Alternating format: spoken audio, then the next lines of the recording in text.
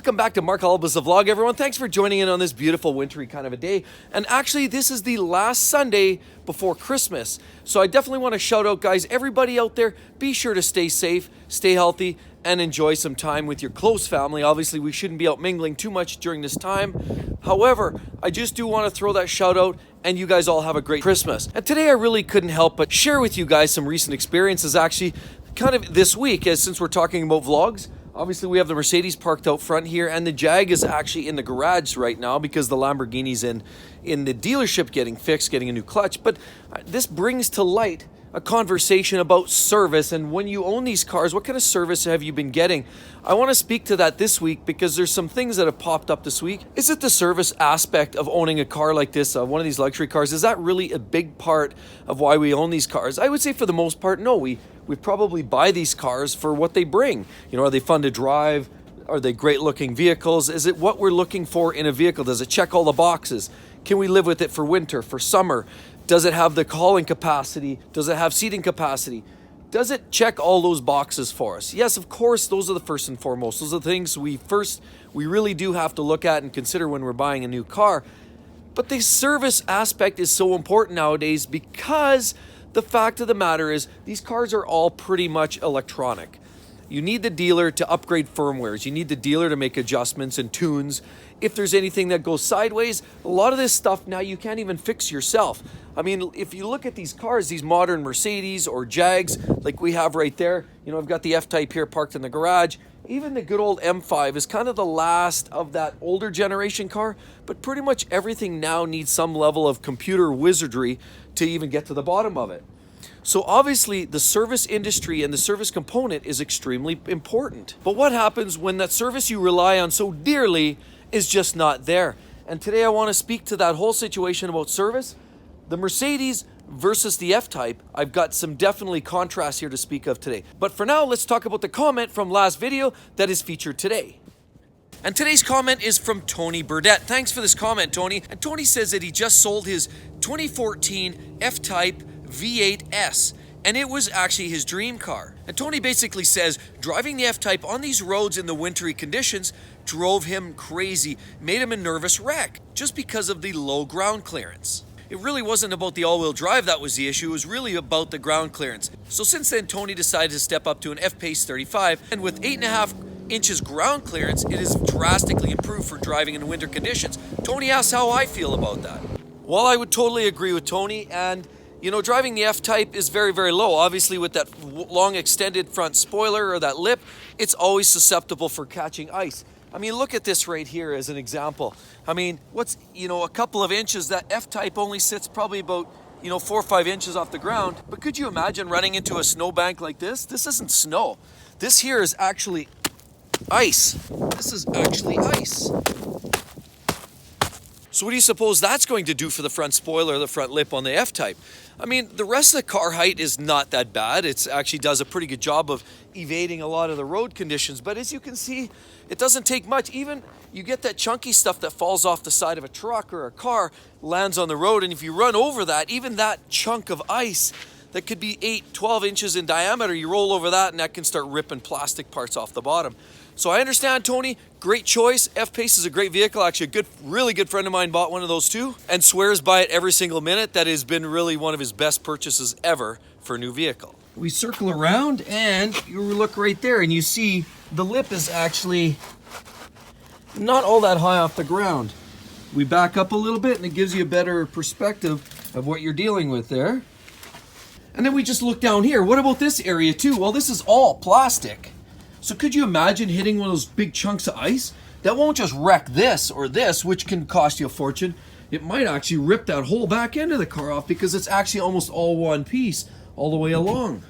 But it also goes the same for the Mercedes. If you look at the front spoiler, it actually sits quite low as well. As I back up here, take a look at that ground clearance. Now these have been really good on snow and ice, all-wheel drive. This is the 4MATIC, so it's been actually really good, but it is always something that we have to keep an eye on because of that height. It's just sits a little bit too low. And I've had other people comment that I should just keep to driving the X5. Obviously sits a little higher, not to mention you've got this hard plastic, not finished paint, so it'll do a much better job of actually taking on the abuse. So in short, yes, I do drive the F-Type around in some of the winter road conditions, but yes, I also am a nervous wreck when I do that. I start getting the quivers sometimes just because it does scare a guy. You hit the wrong chunk of ice and bang, that can be a big expense.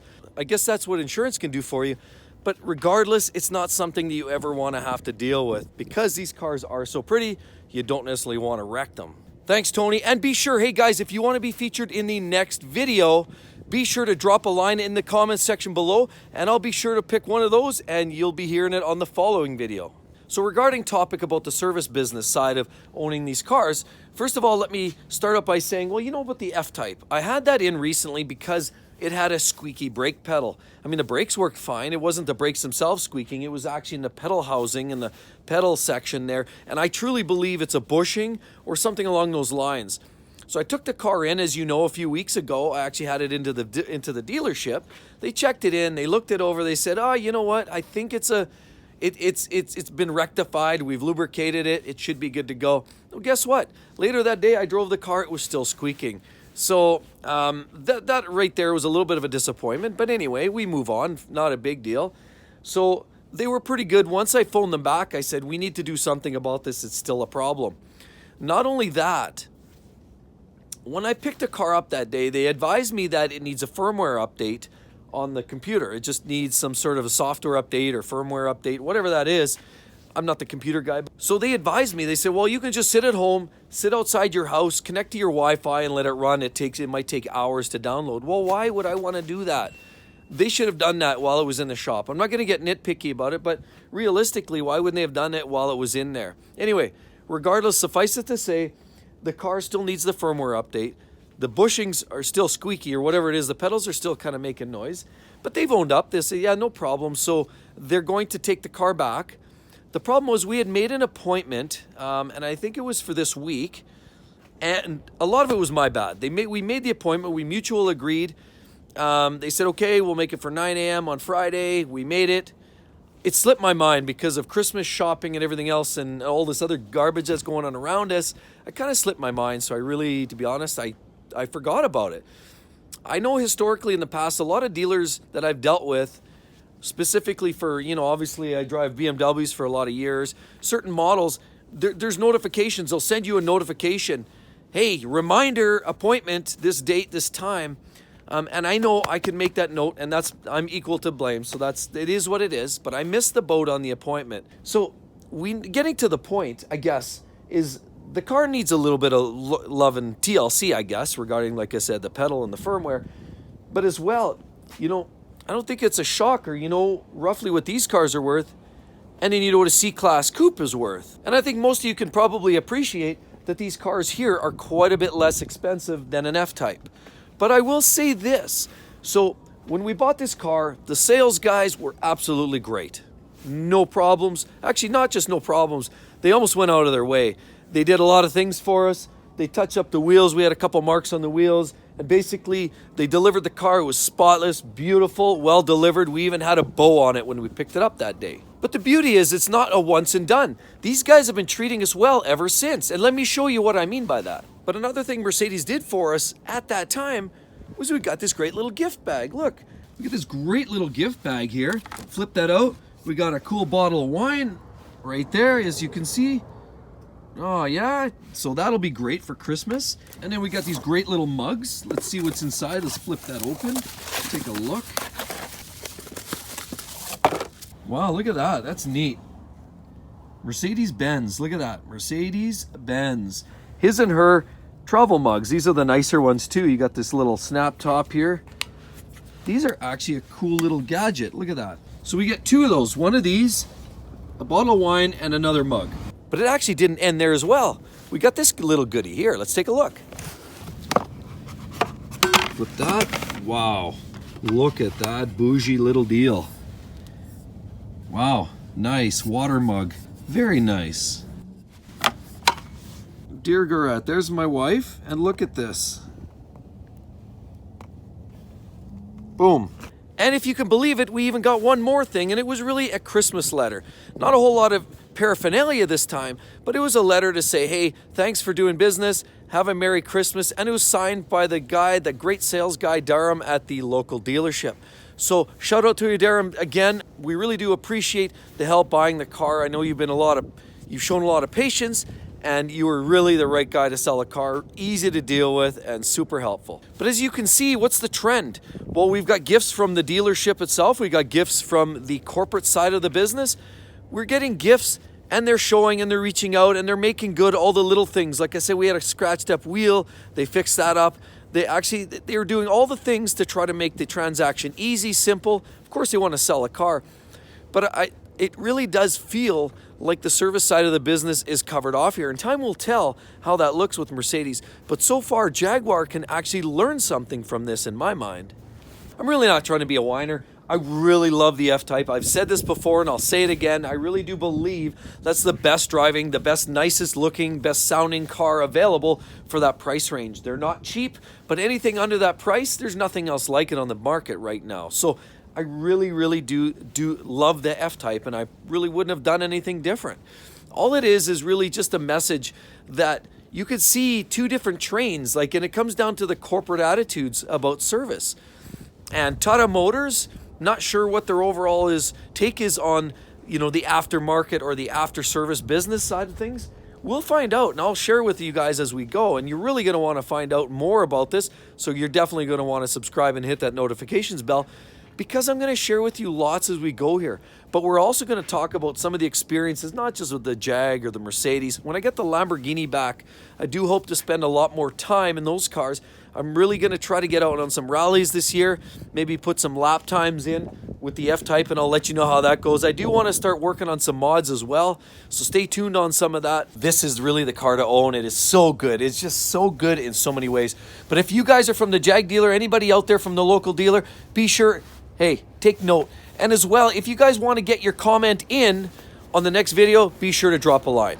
But it's really not all bad. Actually, in a lot of ways, the Jaguar has even better service in some aspects than a lot of the other brands. For example, when I took the car in, it's part of the Jaguar deal, and they actually give you a free loaner. So for the time that my car was essentially in for servicing, I was supplied with a, slightly used Jaguar. And honestly, it was great to be able to run about, because a lot of times, we got errands to do, and honestly, it's not just about the shuttle. Some people like shuttle service. Say you're a busy person, you work downtown, shuttle drops you off, picks you up, it's convenient, you don't have to pay for parking. So in a lot of ways, shuttle is good. But honestly, a lot of times it's nice to have your own car. And a lot of the other brands, unlike Jaguar, who actually gives you a shuttle if you want one, it's perfect. I loved it. And honestly, I can't praise that enough, because it's so hard to squeeze a loaner out of this brand. These guys here don't even give you a loaner. They basically give you every song and dance not to give you a loaner. They tell you, oh, we don't have any left over. There's none left. You got to book 6 months in advance. How can you possibly book 6 months, 2 months in advance when you don't know if your car is going to break down? It's the biggest lie. It's the biggest fib that can ever be made. These guys use every excuse in the book not to give you a free loaner. I've had loaners from those guys there before, but it seems like you're pulling hen's teeth just to try to get one. Usually the first response is, oh, we have none and we have none left, and so you have to book weeks in advance to get one. So I know they're really tough. They'll rather just shuttle you around in a minivan. So I find that part of the service side not very good. Also, we spoke about service. These guys won't even look at a check engine light unless you agree on paper to sign for a $250 acknowledgement, basically fee, to say that before they even plug it in. So regardless of what's going on, they're going to charge you that money on the front side. And I find that little bit kind of out there. You feel sort of trapped. Either you do it or you don't. It's as simple as that. Mercedes will find out with time, what their service is all about. We haven't had one for a while. I used to drive Mercedes years ago. We had an ML, and we liked it for the most part. It started to rust early, as I think it was a quality control issue from that generation. But generally, Mercedes was always pretty good to us. So we'll see what the latest looks like here once we start getting this car into the service side of it a little bit more. But first off, we've had great service there. BMW, somewhat, and we've had a lot of BMWs and a lot of loyalty, and yet I don't necessarily feel like you're kind of getting that treatment. The Jag, so far, so good. Again, loaner cars, that goes a long ways, guys. So you guys all be safe out there and have a wonderful Christmas. You're definitely going to want to stick around for the next one. You're going to love it. Hope to see you then. Bye-bye.